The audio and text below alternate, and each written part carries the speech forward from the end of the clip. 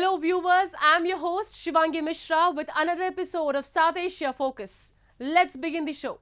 The unprecedented reception of PM Modi at the White House to a swanky state dinner, the Washington vibe spoke volumes about the direction US-India ties are headed in. From trade to tech, from diplomacy to drones, and from climate change to Chinese conduct in the Indo-Pacific, the historic Modi-Biden summit delivered on almost everything. One thing became crystal clear during PM Modi's state visit to the US, and there are no ifs, ands or buts about it. The India-US duo has hit the accelerator, and their solid commitment to join forces across fields is an indicator that this partnership is going to be a real powerhouse. Join us as we discuss how India and the US, the two biggest global democracies with shared interests and ambitions, can become two of the greatest allies.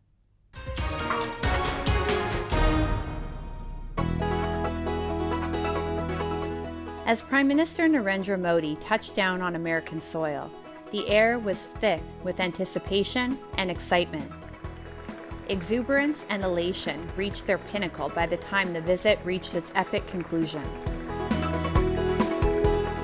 In what was one of the biggest highlights of the visit, U.S. congressmen lined up to take Prime Minister Modi's autograph and click selfies.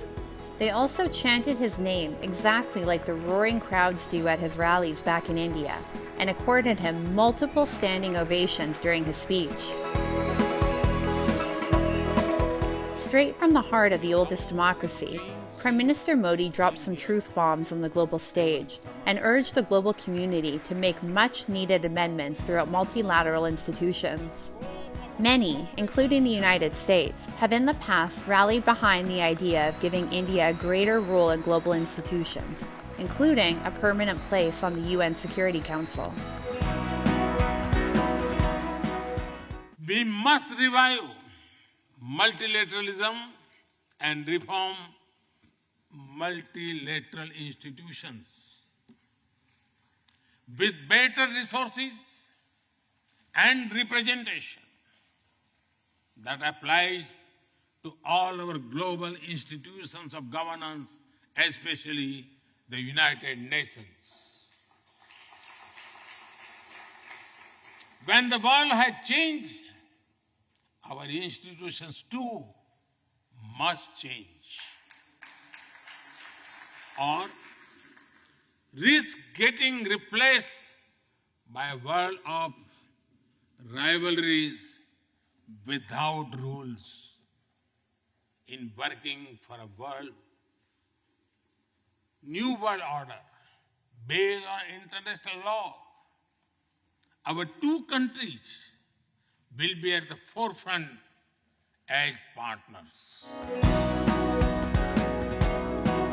Prime Minister Modi's tour featured a packed schedule of activity and success, making it one of the busiest and most fruitful visits the Prime Minister has had in recent years. From the big picture of pressing global issues to the nitty-gritty of trade and tech, nothing was off the agenda. Observers believe that India and the United States are uniquely placed in the global order to tackle global challenges with relative ease and a greater impact.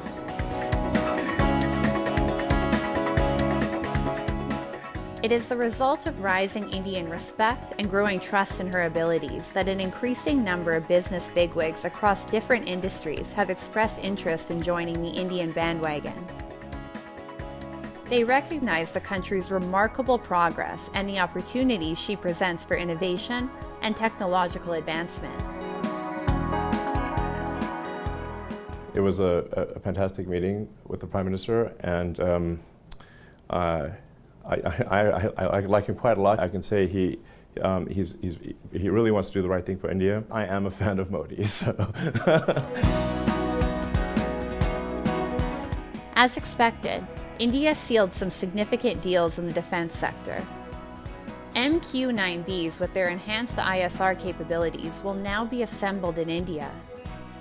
As part of this plan, General Atomics will also establish a comprehensive global MRO facility in India to support India's long-term goals to boost indigenous defense capabilities. General Electric and Hindustan Aeronautics Limited, or HAL, have joined hands for the manufacturing of GE F414 jet engines in India for the HAL Light Combat Aircraft Mk2.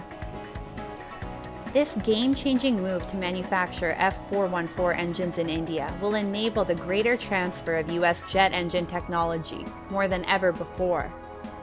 India and the U.S. have committed to working collaboratively and expeditiously to support the advancement of this unprecedented co-production and technology transfer proposal. The U.S. hasn't been apprehensive in providing India the tech it needs to enhance her capabilities, as Washington knows for sure that India, the true advocate and promoter of peace, is the most reliable bet it can have in the entire world. We're straightforward with each other and we respect each other. One of the fundamental reasons that I believe the U.S.-China relationship is not in the space it is in the U.S.-Indian relationship is that there's an overwhelming respect for each other because we're both democracies. The two countries will now be integrating at the U.S.-India Defense Acceleration Ecosystem, INDUS-X as well. As a network of universities, startups, industry and think tanks, INDUS-X will facilitate joint defense technology innovation and co-production of advanced defense technology between the respective industries of the two countries. Whether it is innovation, research, defense, physics, medicine, drone, or automobiles, present-day India is one of the most favorable markets in the world. India's foreign policy, which is primarily driven by her people-centric principles, has added to her case.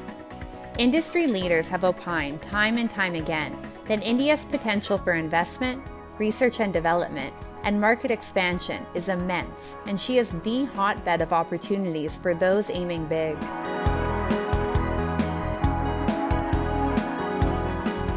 India's growth speed, coupled with extraordinary ability to make up for lost years and decades, speaks volumes about the nation's potential and resilience.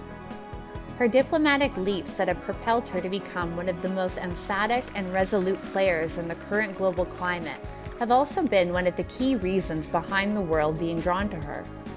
Brand India, which was known for its soft power until a few years ago, is swiftly expanding its influence in other arenas as well, making itself a multi-dimensional powerhouse which cannot be ignored. Two great friends, two great nations, and two great powers. Cheers.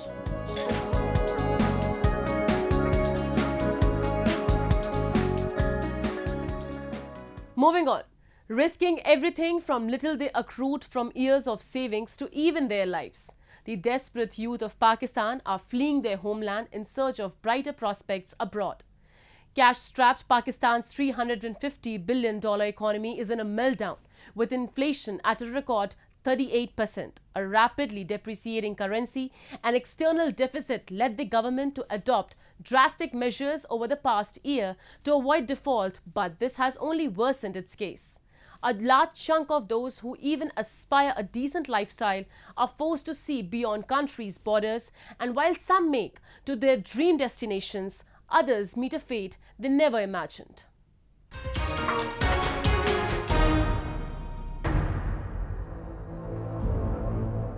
After spending more than 20 years working successfully in Saudi Arabia, Hamid Iqbal Bhatti returned to Pakistan 3 years ago and found himself in a dire situation. Due to the pandemic's negative effects on the economy, his restaurant was forced to close. The 47-year-old scrapped together $7,600 to pay a trafficker to bring his brother Mohammad Sarwar Bhatti into Europe, where he planned to rebuild the life he previously had, as work opportunities dried up and sky-high inflation destroyed his budget. One of the deadliest migrant tragedies in recent years occurred last week when a boat carrying Hamid Bhatti and hundreds of others from Libya capsized off the coast of Greece. According to his brother, he is among a large number of Pakistanis who are missing and assumed dead, underscoring the dangers that those who attempt to enter Europe illegally confront. The ongoing economic crisis in Pakistan has led to an increase in the number of people traveling there. खुशहाल कौन अपने घर से निकलता है कि जो एक टाइम था इन बच्चों को जो मुंह से निकालते थे जो पहनने को इनका दिल करता था खाने को दिल करता वो सब कुछ प्रोवाइड करते थे लेकिन ये 3 साल से जो दिन ब दिन तो उनके लिए ज़हनी परेशानी भी बना हुआ था कि कल क्या होगा हमारा. Cash trapped with inflation at a record 38%, Pakistan's $350 billion economy is in complete collapse. Over the past year, the government has taken extreme measures to prevent default due to a rapidly appreciating currency and an external deficit.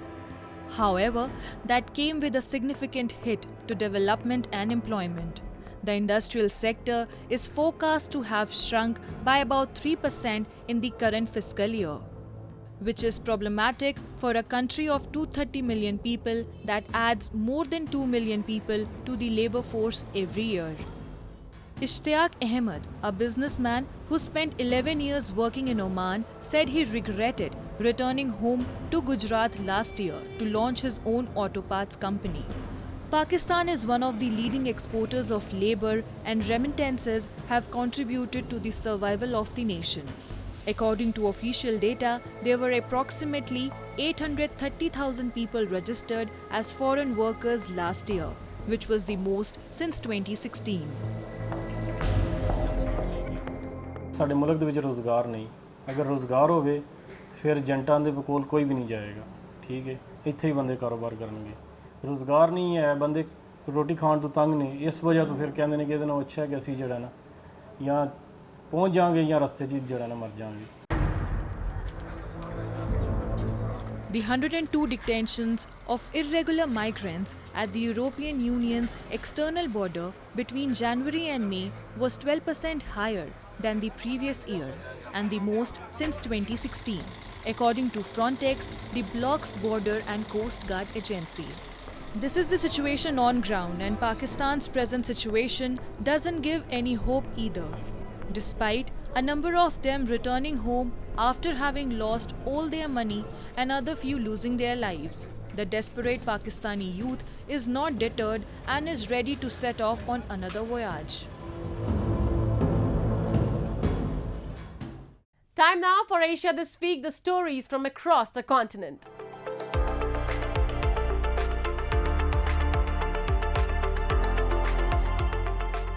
Israeli settlers rampaged through Palestinian towns in the West Bank, killing at least one person, critically injuring another, and torching buildings and cars.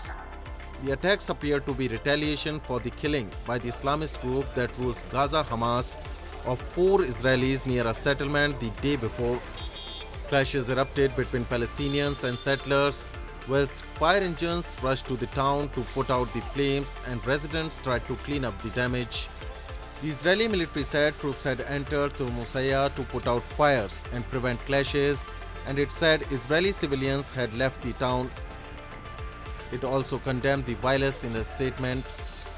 So far this year, 174 Palestinians, most of them militants, but several of them civilians, have been killed by Israeli forces.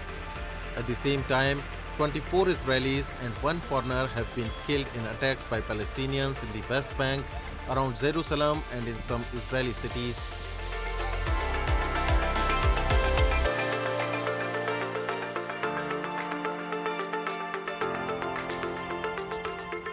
A passenger ferry carrying 120 passengers and crew members caught fire off the coast of the central Philippines last Sunday, Philippine Coast Guard officials said. A Coast Guard vessel was deployed to extinguish the flames and rescue people on board. Visuals from the Philippine Coast Guard showed parts of the ferry engulfed in flames, while its personnel tried to hose down the flames. All 120 people on board have been accounted for and no casualties were reported, Coast Guard officials added.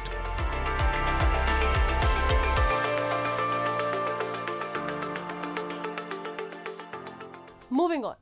The unexpected news of the IMF loan rejection has struck and already devastated Pakistan with jolting disbelief. With Pakistan now losing $6 billion from its future plans, a monumental fiscal tragedy has hit the Shehbaz Sharif government, which was already grappling with a multifaceted crisis of record inflation, monetary imbalances and low forex reserves. The loan rejections also come in the run-up to the general elections, further complicating the already chaotic political landscape. Join us as we discuss the ramifications of the IMF's loan rejection for Pakistan, a country already teetering on economic, political and social collapse. Pakistan announced one of its most anticipated budgets earlier this month. The budget was the final opportunity for the Prime Minister Shehbaz Sharif-led government to appeal to the public before the country goes to the polls later this year. It was also imperative for the government to incorporate measures aimed at bringing the ailing economy back on track. The IMF conditions were to be met. Structural reforms were expected. However, the budget presented a stark contrast. Neither did it satisfy the common Pakistan man or woman, nor the global lender. Given the mood of the IMF and the international financial markets, I don't think anybody is ready to cut any slack for Pakistan right now. Unless, of course, some major geopolitical event takes place, like what has happened in the past, whether it was 9/11, before that the Soviet invasion of Afghanistan, something, at a mega scale takes place where Pakistan once again, becomes a player in the international system. Otherwise, it's a marginal country. It only has nuisance value because of its nuclear weapons. In what experts believe could have been a better target with tight spending measures, Pakistan has set a fiscal deficit target of 6.54%, slightly lower than the current deficit of 7%. In addition to this, Pakistan increased subsidies and gave an unexpected salary hike to government employees, leaving the IMF dissatisfied and the informal and private sector furious. Civil servants in Pakistan will get a 35% hike, and state pensions will be 17% higher. Pakistan is paying money to people that it doesn't even have. Pakistan entered into a deal in 2019, according to which the IMF was supposed to give $6.5 billion to Pakistan. Out of this, $1.1 billion is still undisbursed. This deal will expire at the end of June. Pakistan's crumbling situation is screaming for this tranche of the bailout. Cash-strapped Pakistan will spend $50.4 billion, of which 50% of it, which is $25 billion, will be on debt service. 13% of which, $6 billion, has been allocated to defense. Pakistan is facing a balance of payment crisis. Its currency has plunged into a downward spiral. The dollar reserves are dwindling. There's an energy crisis, and inflation is skyrocketing. However, the government seems to have different priorities altogether. This is the country they have created. I mean, it has been commented in the past that most countries have an army. In Pakistan, an army has a country. So, as long as the equation of power doesn't change, the flow of funding will also not change. You must also understand that it's not just the army. Pakistan remains a overwhelmingly feudal society. The army is one element of that feudal structure. So, the country lives for a very small elite. The people don't matter. The country's economy, which was struggling for months, is now facing another major challenge as a protracted political war between the government and Imran Khan, which has already taken a massive socio-economic and political toll on the country, is not seemingly ceasing anytime soon. The tragic comedy storyline of Pakistan is also featuring upcoming elections.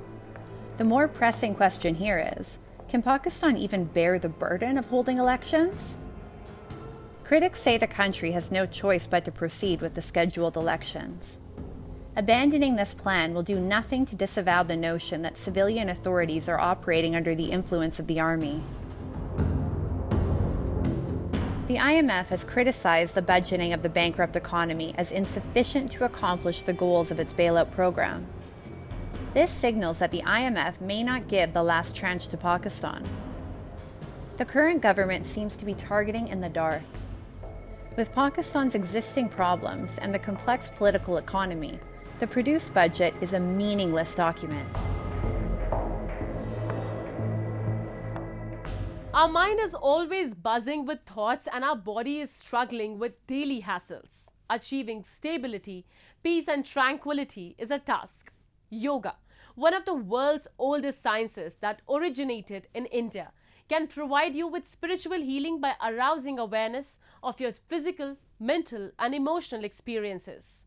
International Yoga Day was celebrated all over the world, echoing unity, well-being and harmony. Have a look. Humanity has accomplished wonders in the world. Our penetrating ambitions are unveiling the mysteries of the universe. Our mind and body always stay entangled in the outer world, making it difficult for us to stay in peace. The sages of ancient India invented a technique to keep mind and body in equilibrium. Observations, postures, breath control, and meditations are limbs of this technique. This practice is called yoga. These scenes are from different corners of India. Thousands of people from all walks of life actively participated in the International Day of Yoga. People went to playgrounds and open spaces and performed various asanas. From beginners to yogis, from basic to advanced, everyone was seen practicing yoga. सभी ground पे तो करते ही है, पर हमने पानी में किया। आज विश्व योगा दिन है 21 जून, तो पानी में हम लोग 20-25 दिनों से प्रैक्टिस तो कर ही रहे थे और आज हमने सभी ने यहाँ पे अलग अलग योगा किए, अलग अलग आसन किए पानी में और बहुत अच्छा भी लगता है ये पानी में। Taking India's cultural diplomacy a step further, Prime Minister Narendra Modi celebrated International Yoga Day at the United Nations headquarters in New York, setting a Guinness World Record for the largest number of nationalities participating in a yoga session. PM Modi propagated the message of Yoga for Vasudhaiva Kutumbakam, which translates as Yoga for the welfare of all as the one world, one family.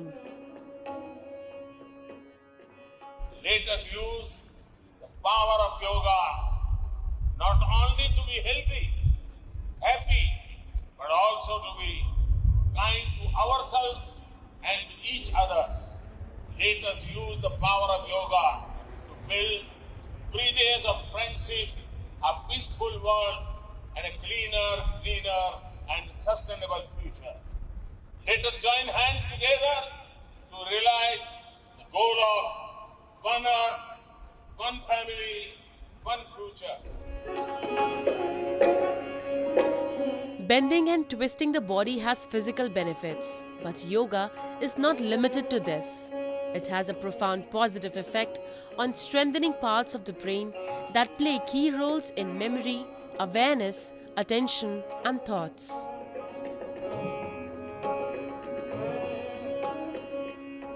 Yoga is India's precious export. It has power to unify body, mind, and soul. With that, we come to the end of this week's episode. See you next week. Goodbye and take care.